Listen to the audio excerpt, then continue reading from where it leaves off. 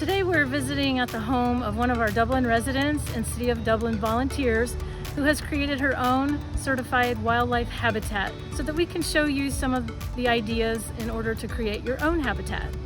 Hi, I'm Kathy. Welcome to my backyard. This yard started as a typical Dublin backyard with lots of grass, which was perfect when we moved in 15 years ago because we had young children at the time. And as they grew, my goal of having a flower garden in the backyard became more of a reality. And my Mother's Day present for about 6 years in a row was the boys would come out and remove sod and expand the yard into a garden so that I could plant natives. I decided to plant native plants because our property is contiguous with Red Crayview Nature Preserve. And I had seen invasive plants out in the reserve, and I didn't want to add to that. So I decided that native plants were the way to go.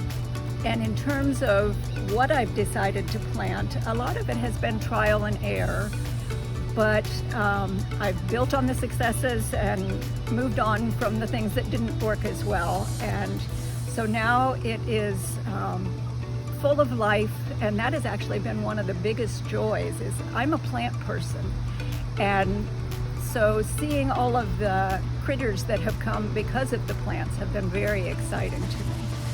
Some of my favorite plants are my wild bergamot, which is over there, which attracts bees galore. My yellow-headed coneflower, which right now is beautiful yellow. But what I love about it is when the flowers fade and the seeds mature, the yellow flowers are replaced by yellow goldfinch. They absolutely love the seeds, so it's so much fun to sit in the house and watch the birds enjoy my garden. And then another one of my favorites is back here, downy skullcap, which is just in the last 2 days has started to bloom for the season, and it'll bloom for probably the next 6 weeks and will be covered with hummingbirds. And some of the joys that I've had are with my fountain here.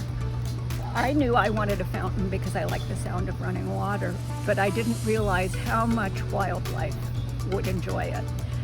We have a trail cam now, and we have seen everybody from raccoons and skunks in the middle of the night to neighborhood cats to two of my favorites, Baltimore oriole and an indigo bunting on the fountain. And that has been really enjoyable. And then I think my absolute favorite story is, this was several years ago.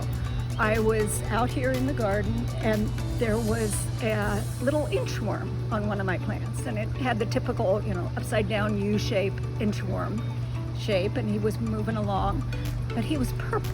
And I thought, what kind of caterpillar is purple? So I Googled, and I just Googled purple inchworm, and lo and behold, it came up with a picture that exactly matched him. And it turns out he was not purple. It's the caterpillar of the wavy-lined emerald moth, which is only about an inch big, but I think is absolutely perfect for Dublin since he's got emerald in his name. But their caterpillars are called camouflaged loopers because they essentially glue plant pieces to themselves. And he had picked up purple plant flowers pieces and glued them to himself. And he was out there in full sight, but the predators weren't paying attention because he just looked like a plant. And then another one of my favorites is the plants that have arrived on their own.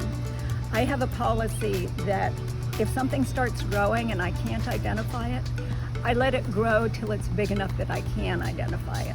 So I know if it's something that is invasive, in which case out it comes. But I have added a number of natives to the yard by doing that. Blue vervain, which was what the camouflaged looper was using. He had little pieces attached to him. My anise hyssop right here arrived on its own. And if you crush the leaves, it smells like black jelly beans. And then another one of my favorites is blue-eyed grass, which I have out front.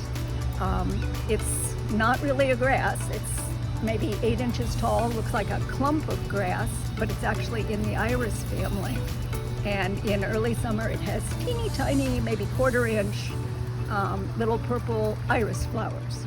So I think my overall takeaway from all of this is that it has been quite a learning experience. And it's so much fun to see what will come if you just give it the opportunity. Thank you for watching Dublin Grows Greener with us today.